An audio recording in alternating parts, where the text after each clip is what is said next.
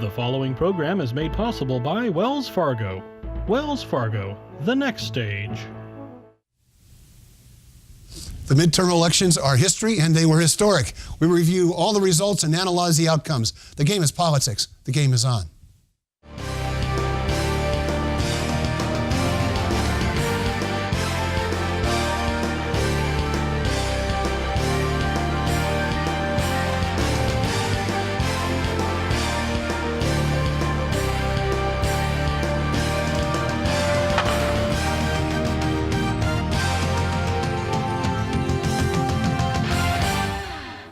I'm Mark Simon. And I'm Kevin Mullin. And welcome to the game.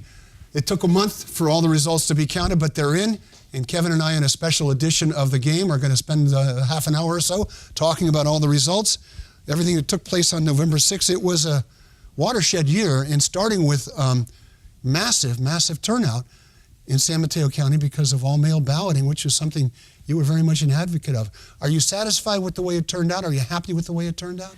Well, I'm thrilled with the 73% turnout.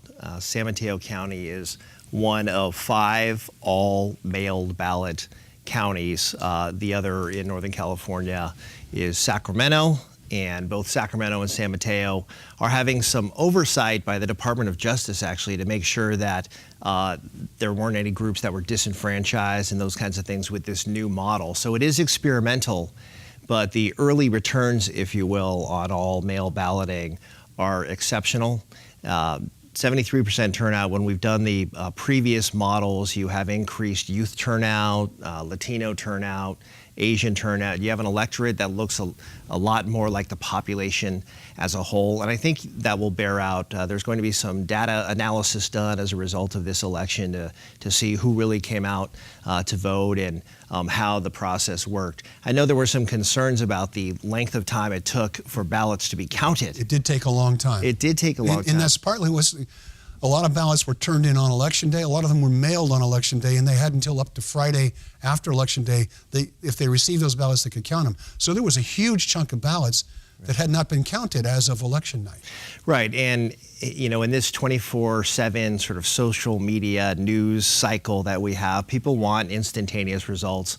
The state of California and the county registrars are siding with making sure that we're counting all the ballots, to lower the barriers of participation, so you have more people participating. When you do that, you have more ballots to count.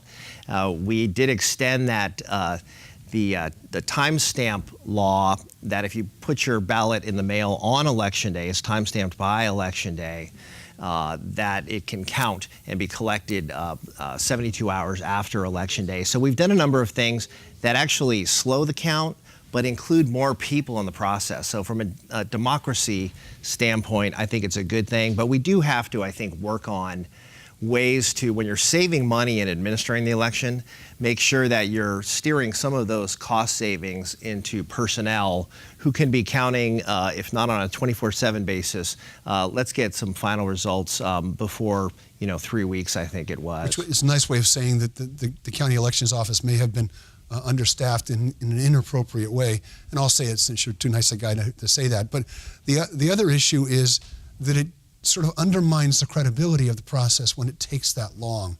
And you see grumblings, mostly online, mostly from people who haven't been paying close attention, questioning the validity of it.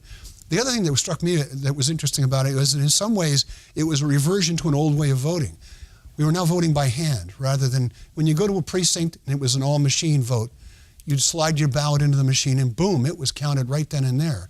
Now somebody has to verify the signature, take it out of the envelope, stack it up with a bunch of other. It's still machine counted per se, right, but there's a lot more handling of the ballot than there was. Right, the signature verification issues. And look, there have been a number of mandates put on by the state over the years that are largely unfunded mandates. So you've got sort of a policy move in Sacramento to lower the barriers to include more people, but not necessarily the appropriate level of funding. So that's something that I'm going to be working on to make sure that these counties have the resources. And when you do all mail balloting and you have savings there, that you redirect some of those resources to the count. Just a real brief example, and this may not be possible, I think it probably could be. Instead of waiting 3 or 4 days for a report, as soon as a ballot gets counted, in my mind, that should be made public. And maybe it's not real time in the moment by the minute, but certainly on a daily basis, you could have daily updates as the count proceeds instead of sort of waiting a number of days. That's sort of what people expect. And I think you ought to have some information on that website which shows exactly how many outstanding ballots there are, how many are contested, which means there are signature verification issues, and there may be sort of a curing process that goes into the signature issues. But all of that should be right up front on the website. The numbers are there, but it's a little harder to decipher. I heard like 3 or 4 different estimates from 3 or 4 different really credible people. So there's got to be one estimate of how many ballots are remaining, how many are contested, and how many provisionals there are, which are cast on the day of by people who registered after the registration deadline.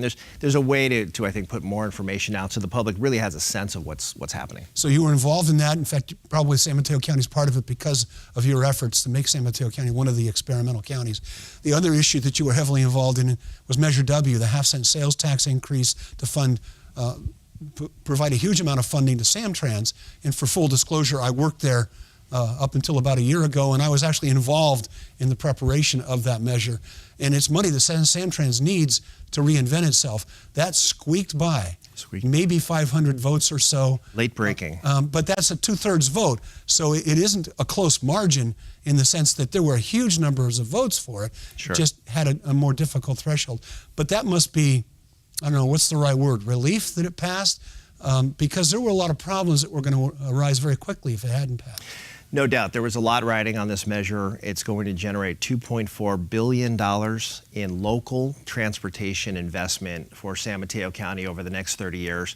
And the key is, and not many people are really talking about this, but this ensures that San Mateo County is a self-help county, that we're raising our own local revenues, which opens the door to additional regional revenues and state transportation revenues. And there's a lot happening on transportation, SB1 and the gas tax. So there's state money, regional money with a toll increase. That's a great point. I mean, the funding that supports the Transportation Authority, which is also a half-cent sales tax, generates about $1 billion over the life of the measure. And is expected that money will double because of the money that it puts the county in position to get from state and federal and regional sources. So at a time when transportation mobility is the issue for commuters and other people trying to get around San Mateo County as we have this jobs boom and the lowest unemployment rate in the country, and transportation and housing, two sides of the same coin, we're making tremendous progress really as a state and a region and a county on transportation funding.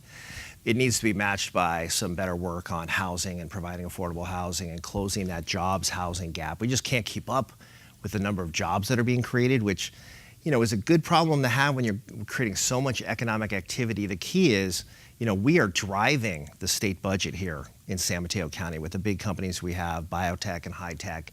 And I want to make sure that we are positioned to return some of that wealth generation to this county for services and building out our infrastructure. And Measure W is one important stake in the ground to enable that to happen. We're going to take a quick break. Stick around, we'll be right back.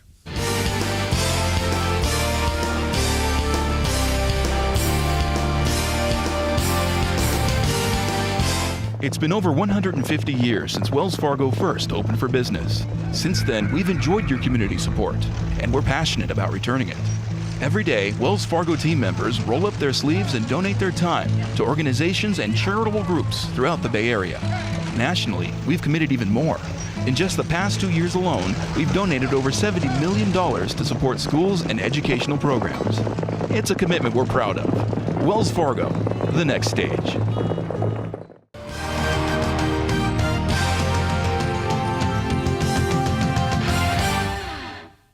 Welcome back to the game. I'm Mark Simon.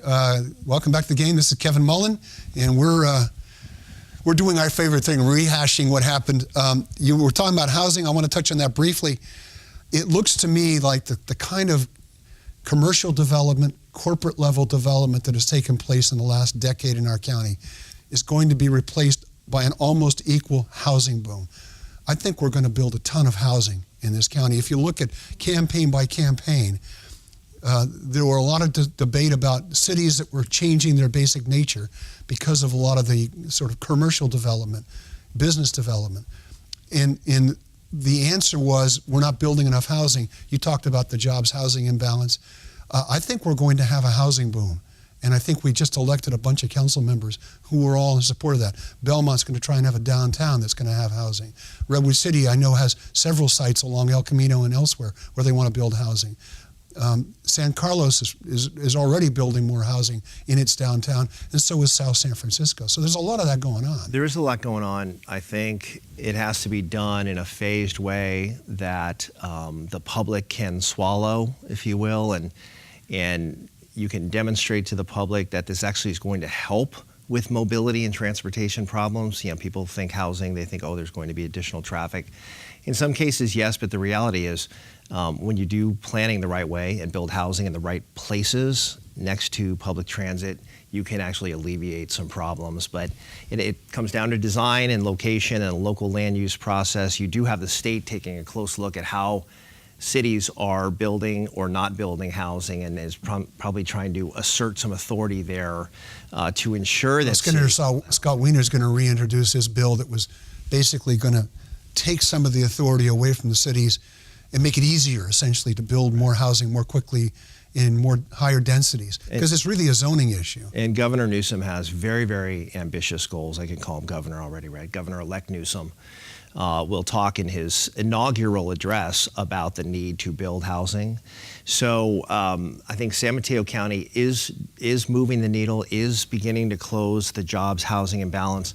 This is important. This is totally inside baseball stuff here, but there's a move to link transportation funding, speaking of transportation dollars, to communities providing affordable housing. And much of that will be decided at the regional level. And I think there's a move to have San Francisco, Oakland, and San Jose sort of scoop up some of that transportation money, pointing to San Mateo County, saying, you guys aren't building enough housing. Well, we have a job to do to educate those regional folks that, yes, San Mateo County is doing it in a smart way, in a phased way, but we are beginning to close the jobs housing gap, and the county's done a lot of innovative policy work in that regard. So lots of battles to come over how money gets allocated, and this county has to make the case that not only are we the economic engine, and we're doing a lot of incredible stuff on transportation, but we're also building housing. Yeah. It just may not be to the pace that others want to see, but I like your optimism that there may be housing on its way in the transportation corridors, and that's the key. One of the interesting sort of understories of the Measure W campaign was San Mateo County asserting itself regionally. There were people in the region who didn't want San Mateo County to put the transportation measure on the ballot this year. They went ahead and did so against some traditional regional allies. And in some ways, it's sort of like throwing elbows. And maybe that's a way of delivering the message. We're going to assert our own interests. We're not going to be the barbell in the middle of the two weights at either end. It's an important issue because the county is different. It's not a quiet little suburban county anymore. It is an urbanized county with major employers and major job centers. And in some ways, it needs to act like that. And I give credit to Roseanne Faust at Samsita, who raised a huge amount of money for the Measure W campaign, and who maybe more than anybody else in this county is trying to assert San Mateo County as a regional player. And we have some challenges in that we don't have a mayor of San Mateo County. Well, let's just make you the mayor. Sure. Before 9:30 here, let's decide that. No, but there's not a county commissioner. There's not one commissioner. We have these 20 different jurisdictions, 21 including the county. So you don't have one person speaking directly on behalf of everyone in the county. That's a challenge. Not going to change anytime soon, I don't think. But it just raises the bar for all of us who are involved in public life to be speaking from the same set of talking points when we're dealing with our regional partners, just about the economic import of San Mateo County and the economic value of this area to the region, and that we ought to get our share of resources to help us deal with our challenges. Let's sort of run through the different levels. Nationally, huge win for the Democrats in the House. Republicans gained a couple of seats in the Senate, but the numbers were tilted heavily in their favor in terms of seats that were up this last round anyway. Right. But it looks like a big win, and it looks like President Trump really helped the Democrats in this particular election. No doubt. I mean, even though Trump wasn't on the ballot, he conceded himself, well, I guess I sort of am on the ballot. That was a huge driver, and that did help in turnout in California, particularly in the 7 seats that the Democrats heavily contested. These were seats where Hillary Clinton outpolled Donald Trump, but they were held by Republican House members. The key 7 have now been picked up. 40 seats in total in the House, which was really a high water number when we were all sort of prognosticating about what might happen on election night. I certainly didn't think we'd get to 40. I say we as a Democrat. Yeah. So it was a wave. There's no question about it. Nancy Pelosi should become the Speaker. Orange County's Democratic now, and I know demographics have changed dramatically there, so it shouldn't come as a surprise. But for those of us who grew up in politics in California, the idea that Orange County is a Democratic county now is like, it's mind-boggling. The orange curtain has opened. So yeah, no, there's no question there's Democratic wave, even with all of the redistricting and reapportionment that really tilted things in favor of Republicans. So this has got to be a big warning sign. It feels a little bit like when the Democrats took over in 2006 and Nancy Pelosi became the Speaker the first time. That was sort of a first warning shot that 2008 was coming and we elected Barack Obama as the president. I think this is the first step in a 2-step process here of correction elections, if you will. Yeah. But Trump is driving it, and sort of the anti-Trump fervor. I don't know if his game is going to change, if he's going to suddenly become a little more bipartisan or tone down his rhetoric. I certainly don't see that happening. No. So 2020, and the race for president is already underway. And the fact that California moved its primary, and I had something to do with that, moved its primary up to early in the calendar on Super Tuesday in March. I found out just the other day that California voters will be casting their ballots the morning of the Iowa caucus.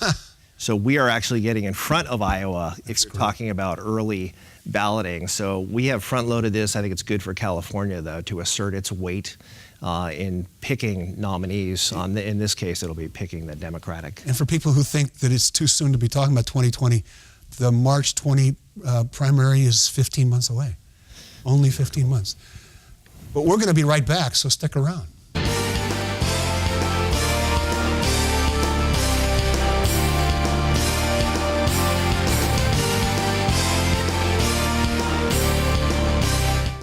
It's been over 150 years since Wells Fargo first opened for business. Since then, we've enjoyed your community support, and we're passionate about returning it.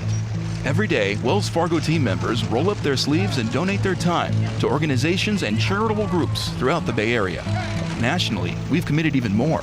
In just the past 2 years alone, we've donated over $70 million to support schools and educational programs. It's a commitment we're proud of. Wells Fargo, the next stage.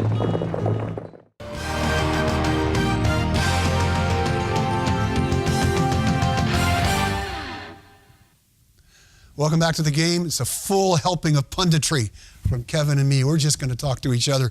We're talking about the national, some other stuff. Statewide, any quick thoughts about that? Well, as a member of the legislature, I get sworn in Monday as Speaker Pro Tem of the Assembly, the number 2 officer there. What we're noting is 3/4 of that chamber will now be Democrats. So this was a blue wave not only on the national level, but here in California. We were aiming to keep our 2/3 majority, but now we're at 3/4. 60 of the 80 seats are held by Democrats, which sort of is its own dynamic. But Governor Newsom will walk in with strong supermajorities in both houses of the legislature. But as we were chatting off air, he's got a lot on his plate. He's going to be talking about housing and all of that in his inaugural address. But I could foresee that on his watch there will probably be a recession. That has nothing to do with him, just the reality of the business cycle and then the pension liabilities that are out there. So he's going to have a full plate. I don't see him running for president anytime soon. Well, he's going to have major issues to deal with in Sacramento. It's interesting because people were asking before the election, what's he like? What do you know about him? He loves to take bold steps. He likes to make a big noise. I don't know what that issue will be. He may not know. It may be something that comes along and provides an opportunity.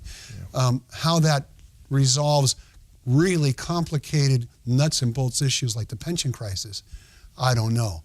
That's a whole different kind of leadership. Right. I'm not sure his record in San Francisco necessarily demonstrates that that's something that was all that intriguing to him. Let's talk locally. I've got a whole bunch of data here that I looked up. the top vote getter in San Mateo County was Fiona Ma. She got over 200,000 votes running for treasurer.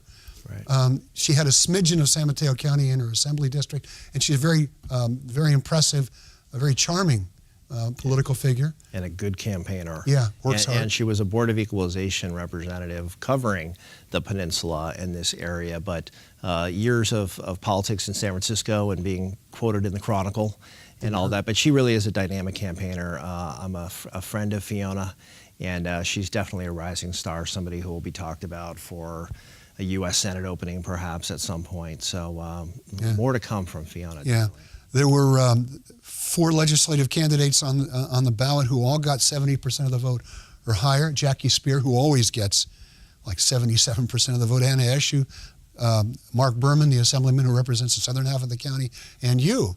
It just shows. Not necessarily in that order. No. In terms of importance or meaning. Right. Okay.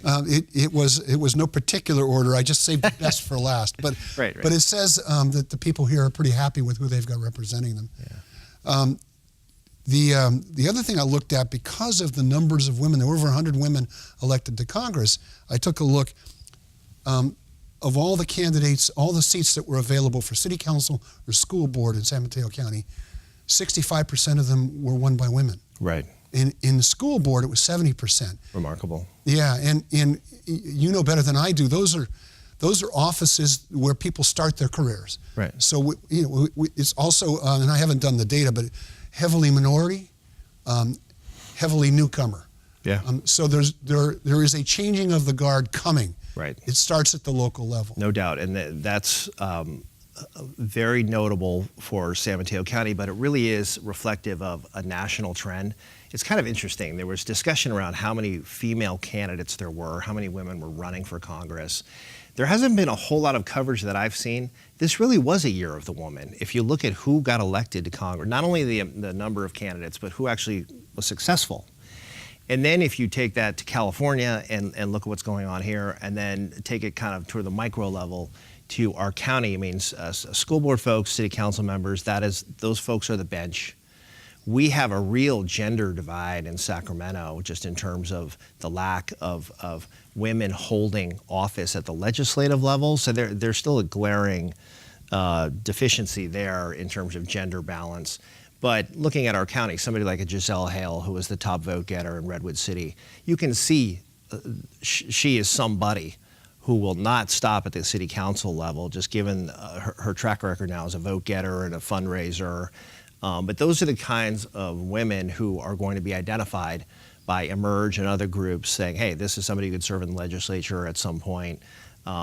So they're really, I think we're seeing the fruits of the labor of the Mary Hughes of the world who really actively identify women, encourage them to run, talk about the dynamics. But the electorate is evolving and changing, and the number of candidates who are more reflective of the population as a whole are running, and they're now getting elected. And that's a good thing for this county, that the governing boards are more diverse and more reflective. And then you have the district election process too, which is going to change things even more. Well, in Menlo Park, they're fairly small districts in Menlo Park.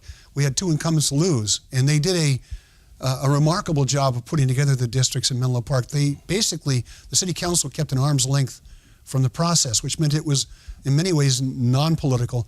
It's got to be upsetting to all the other cities that are considering district elections to see the 2 well-established incumbents lost. But those are districts where money may not matter nearly as much as they're small enough that you can probably knock on every door in that district. And as you like to say, in an all-male election, every one of those doors has a ballot behind it. That's right. So there's some other big changes coming. Big changes coming. It's interesting, and this is, again, total inside kind of stuff, but you've got a trend toward the micro.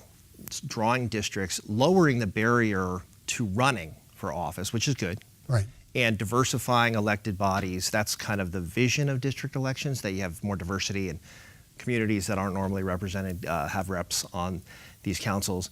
At the same time we're going micro, there's a little bit of a move to go macro in terms of investing power in regional governments, and the state kind of looking at locals who say aren't building enough housing, for example, like we talked about earlier, maybe taking some power away, at least being proposed to take power away. So you've got a real shifting landscape in terms of just governing and how local governments interact with the county and the region and the state. And I don't really know how it's all going to shake out. I just know we're in an era of change here in terms of who gets elected, and then once you're elected, how you actually govern for your community. We're running low on time, but there's one other sort of macro view of the election that I took, which was that for all the noise it's made about people not liking how our communities are changing, I thought this was an endorsement, by and large, of the direction things are going. That people recognize the changes that are taking place. Many of them owe their careers and their jobs and their housing to the kinds of things that are taking place. But I see almost an endorsement of what's going on here, with the understanding it's got to be done well. Right. I think that's accurate. I think there's always going to be tension when communities change and the status quo is threatened, because let's face it, for most of us on the peninsula, we have an excellent quality of life. People like living here. Yeah. And any kinds of changes can create a dynamic at council meetings where you're making tough decisions that affect your neighbors and those kinds of things. But this was basically an endorsement, I think, of how things are going. Okay. I think that's a good note to end on. I'm Mark Simon. And I'm Kevin Mullin. And thank you for being with us, and join us next time on The Game.